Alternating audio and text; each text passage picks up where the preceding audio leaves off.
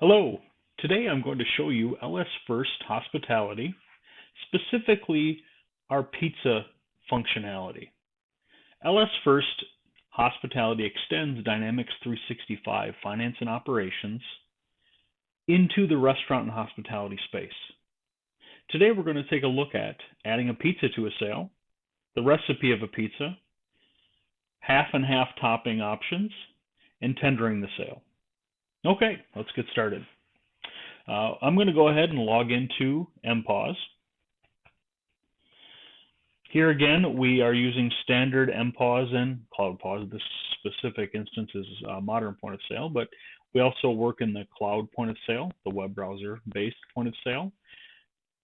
We extend Dynamics technology into the restaurant space, as I previously stated.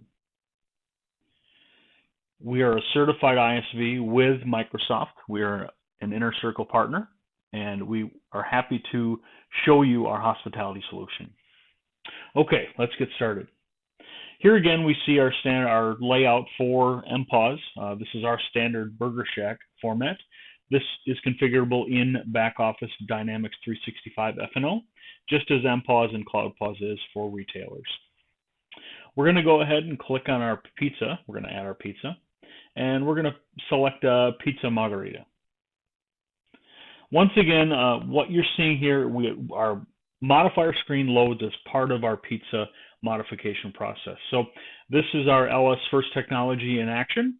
What you're seeing here on the left-hand column is the recipe for a pizza margherita. We have crust, cheese, tomatoes, and basil.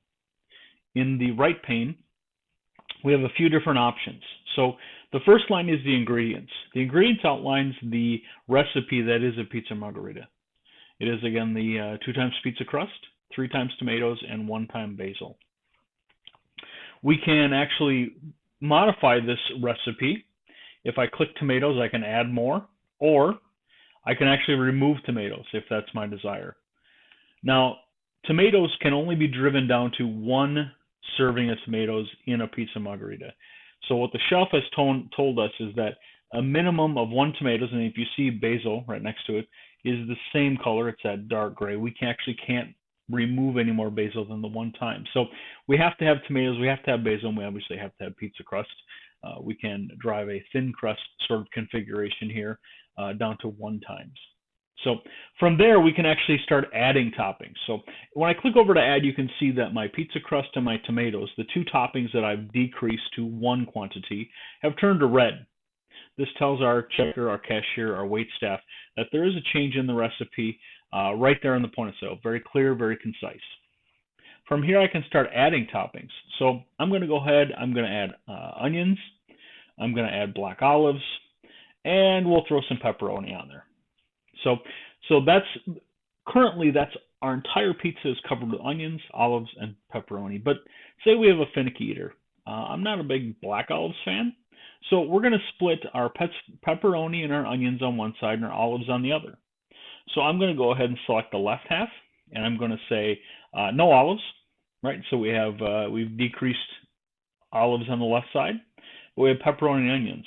So I'm going to go ahead and go to the right side, and I'm going to remove the pepperoni and the onions in this case. As you can see, I've actually removed my pepperoni on the right and my onions on the right, leaving olives, okay?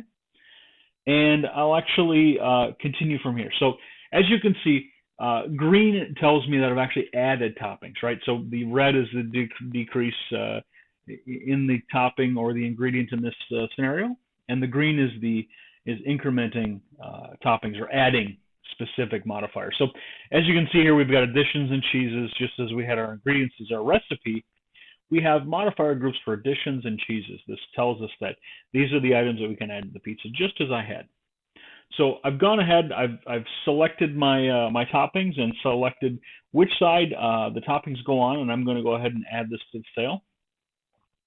And once again, it adds the item to the cart, just like a standard retail transaction. Obviously, this is a pizza, right? So LS First allows us to make those modifications, enumerate and outline the changes to the ingredients and the recipe, and allowing all this information to flow back into our kitchen. through our KDS, or kitchen display system. You can find our kitchen display system functionality in a separate video. So I'm going to go ahead and I'm going to add some soda here. I'm going to add a 2 liter of cola. And from here, I'm going to go ahead and tender this sale out. Again, we're using standard MPOS Microsoft technology here. From a tendering standpoint, our functionality seamlessly fits directly into MPOS, extending it as per the standards Microsoft put forth for certified ISVs. So I'm going to go ahead and tender this with $20 cash. The $20 bill is tendered, and it tells me my cash due of $7.22. And I'm going to go ahead and close that. And I'm ready to move on to my next sale.